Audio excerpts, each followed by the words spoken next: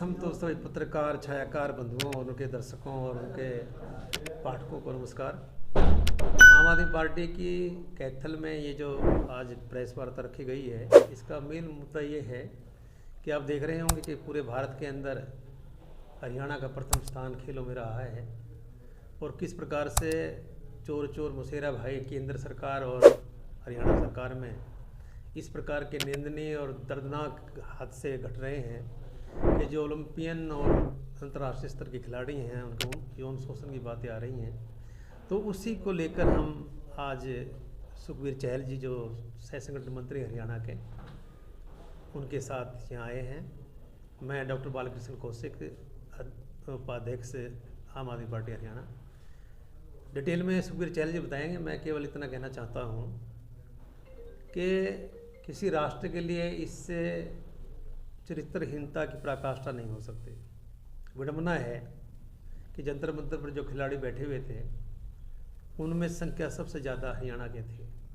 हरियाणा की बेटियां, चाहे विनेश फोगाट हो, गीता फोगाट हो या बजरंग पुनिया हो या कोई भी प्लेयर हो, जिन्होंने ओलंपियन और अंतर्राष्ट्रीय स्तर पर पदक दिलाए हैं, गोल्ड लेकर आए हैं, उनकी तरफ से ये कहना कि हमारा यौन शोषण हुआ है।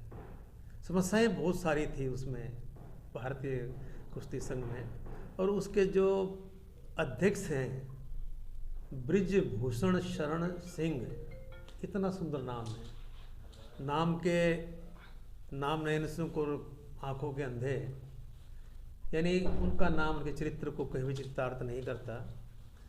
और समस्या केवल यौन शोषण की नहीं, प्लेयर्स ने जो बताया कि जो खाने की व्यवस्था है वहाँ पर, प्लेयर्स जो महिला प्लेयर्स हैं, पहलवान हैं, वो खुद खाना बनाती हैं। और सबसे बड़ा जो घोटाला है भारतीय कुश्ती संघ में ये है कि स्पॉन्सरशिप अगर आप देना चाहें किसी प्लेयर को तो उसका 50% जो ब्रिजभूषण शरण सिंह जी हैं वो ले लेते हैं। ये बहुत बड़ी बात है कि किसी आदमी ने 1 करोड़ रुपये दिया तो 50 लाख रुपए उसको देने पड़ेंगे आपको। और यौन शोषण का सबसे बड़ा मुद्दा हिंदुस्तान के अंदर एक ऐसे व्यक्ति को पद पर बिठाना जो उस पद पर बैठने के लायक ना हो। बेटी बचाओ बेटी पढ़ाओ को नारा देने वाली पार्टी का ये जुमला साबित हुआ है। हरियाणा से ही इस आंदोलन का आगाज पानीपत से किया गया था, उसके बिल्कुल ठीक विपरीत हरियाणा के अंदर, जैसे संदीप सिंह जी के बारे में, उसके बारे में डिटेल में भाई जी बताएंगे किस प्रकार से यौन शोषण के किस्से जाए हैं। हमारी आम आदमी पार्टी की यही मांग है कि कहते हैं कि 7 सदस्यीय कमेटी बनाई है, वो केवल आईवास है। हम उसके बावजूद भी प्रेस कॉन्फ्रेंस कर रहे हैं। हमारा पर्पज़ ये है कि ये भी जुमला है, उसके जो मेंबर्स हैं किस प्रकार के हैं, और आज तक भी भारतीय कुश्ती संघ के अध्यक्ष ने इस्तीफा नहीं दिया है, इसी प्रकार से हरियाणा में है। मैं प्रार्थना करूंगा सुखबीर भाई जी से कि अपनी बात करें। मैं सुखबीर सिंह, प्रदेश सह संगठन मंत्री हरियाणा आम आदमी पार्टी से। देखिए, जो 2-3 दिन तक ये घटनाक्रम चला उसके अंदर एक साफ चीज़ निकल के आई कि खेलों के अंदर बहुत बड़ा एक गैंग चल रहा है जो इस चीज़ को काबू किए हुए है। और यौन शोषण के जो केसेस बढ़ रहे हैं, इस घटनाक्रम को देखते हुए पता चलता है कि अब माँ बाप डरेगा इस बात से कि अपने बच्चों को खेल के अंदर वो भेजे या ना भेजे। खासकर जो लड़कियां खेल के अंदर आगे जा रही थी वहाँ पे सबसे बड़ी समस्या आने वाली है। दूसरी एक चीज़ जो सामने निकल के आई, कुश्ती संघ के अध्यक्ष जो बनाए गए वो अपने आप में गुंडे हैं। मैं इसको पूरी जिम्मेवारी के साथ कह रहा हूँ, इस शब्द को इस्तेमाल कर रहा हूँ। उनके ऊपर इससे पहले टाडा लग चुकी है, वो दाऊद इब्राहिम को शरण दे चुके हैं, वो उनके विपक्ष में जितने भी गैंग के लोग थे उनको शरण दे चुके हैं, उनके साथ उनके संबंध रहे हैं। स्टेज के ऊपर उन्होंने एक पहलवान को 4-4 थप्पड़ मारे हैं। उसके बाद वो एक इंटरव्यू में खुद कहते हैं कि मैंने गोली चलाई और मेरे हाथ से एक व्यक्ति की हत्या हुई, और उसके बाद भी कोई कार्रवाई नहीं होती।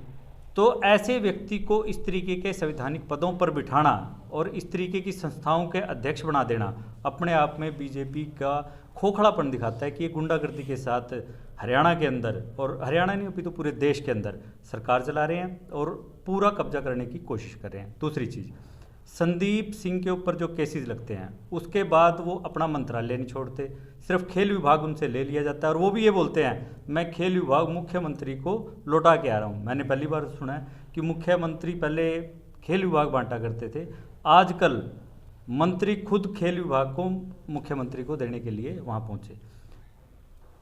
वहाँ पे 1 करोड़ रुपए की ऑफर की गई, जो जूनियर खेल कोच थी हरियाणा की, उनको 1 करोड़ की ऑफर की गई। ऐसा क्या कारण था? कुछ तो दाल में काला ही है। अब लिपापोती की जा रही है।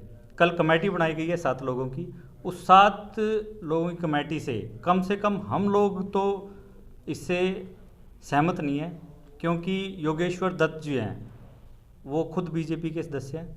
वो बीजेपी की साख को बचाने के लिए, उस पर लगे दाग को मिटाने के लिए उनके हक में फैसला देंगे। मैं इसको वैसे नहीं कह रहा, तथ्यों के साथ ये बात है कि विनीता फोगाट ने सबसे पहले ये कहा था कि आप उनकी गोद में जाके बैठ गए हो, उन्होंने उसके ऊपर पलटवार किया।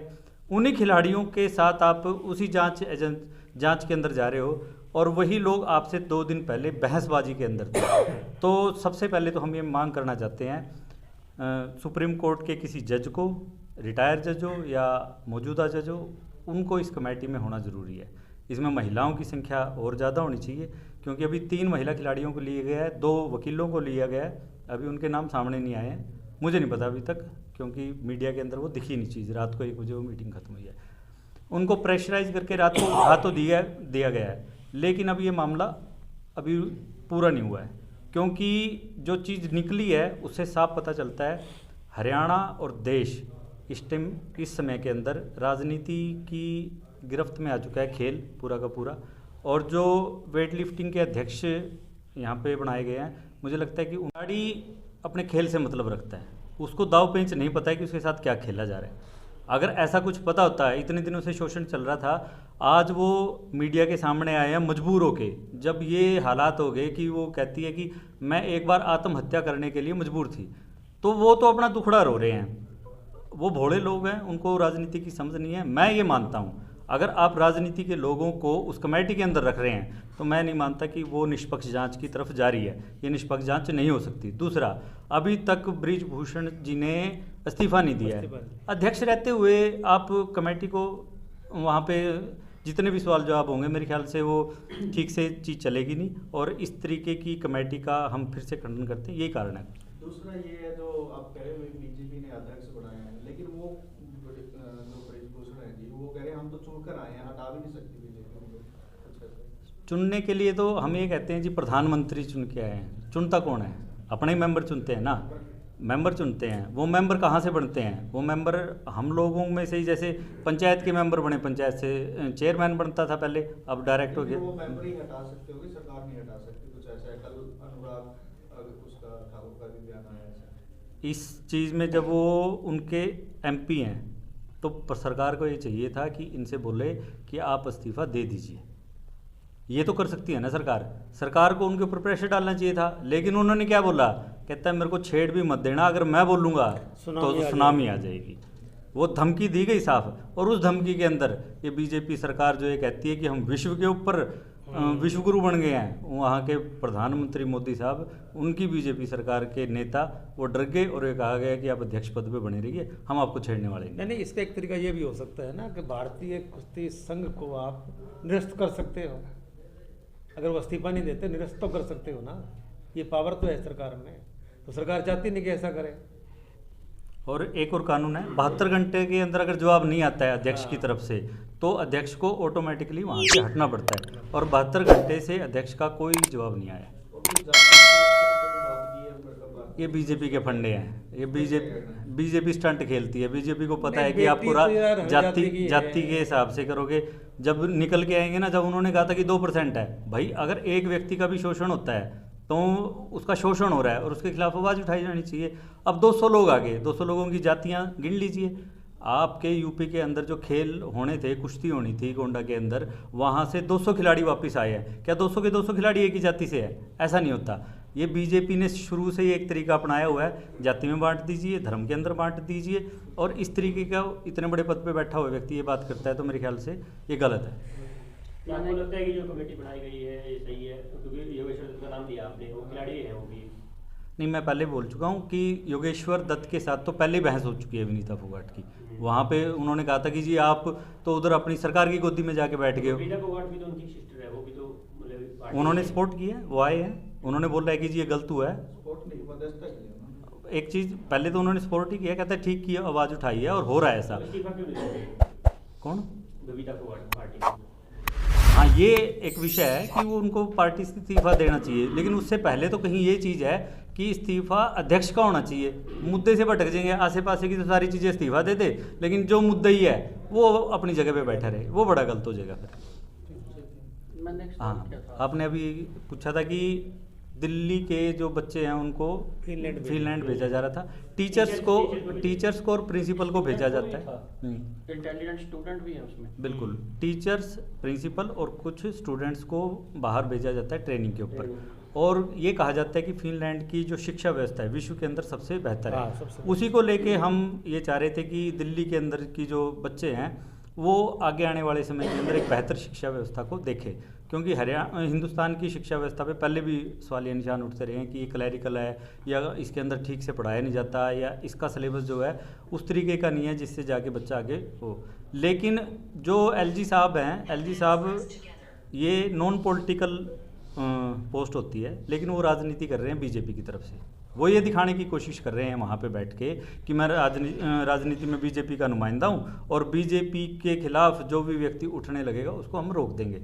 और बीजेपी की एक खासियत भी रही है, गाय गोबर इन चीज़ों पे तो चलती है, रूढ़िवादी और अंधविश्वास पे तो चलती है, लेकिन जब शिक्षा की बात की जाए तो इनको डर लगने लगता है कि तार्किक रूप से आपसे क्वेश्चन पूछे जाने लगेंगे, कल को अगर बच्चे पढ़ लेंगे तो उस चीज़ को रोकने के लिए इन्होंने सोचा कि कोई दिल्ली के बच्चे पढ़ लिख के तुमसे सवाल जवाब ना करें, तो ये अड़ंगे अड़ाने शुरू कर दिए।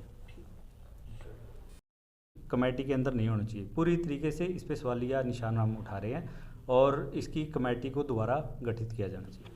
सुखबीर जी, आम आदमी पार्टी अपने ज्ञापन सौंपेंगे, धरना प्रदर्शन अगले हफ्ते से स्टार्ट हो जाएंगे और इसको लेके सभी डिस्ट्रिक्टों के अंदर हम ज्ञापन और धरना प्रदर्शन के प्रोग्राम करने जा रहे हैं।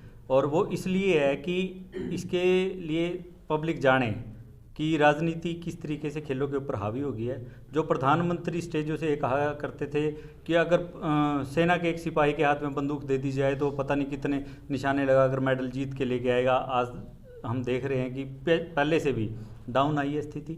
हालात ऐसे बिगड़ चुके हैं कि हमारी बेटियां जो खेल बेटी बचाओ बेटी पढ़ाओ के नारे पे इस सरकार ने दिया था, तो मुझे लगता है कि ये नारा तो सच है, लेकिन उन्होंने पूरी बात बताई नहीं थी कि बेटियों को किससे बचाना है। बेटियों को इन्हीं से बचाना है जिन्होंने स्टेज से नारा दिया था, बीजेपी के लोगों से बचाना है, चाहे वो सेंगर हो, चाहे वो संदीप सिंह हो, चाहे वो टोनी हो, चाहे अब ये जो बृजभूषण सिंह जी आए हैं, इन्हीं लोगों से अपनी बेटियों को हमें बचाने की ज़रूरत महसूस हो रही है। और समय आ गया है कि इन लोगों का पर्दाफाश किया जाए और सड़क पर ये आंदोलन चलेंगे, पब्लिक उतरेगी और जिस तरीके से त्रस्त है लोग, परेशान हैं, अब गुस्सा फूट रहा है लोगों का। और मोदी साहब का जो जादू था, वो जो उन्होंने बड़ी बड़ी बातें की थी, उसकी ढोल उसका फट चुका है। सुखबीर जी, दिल्ली के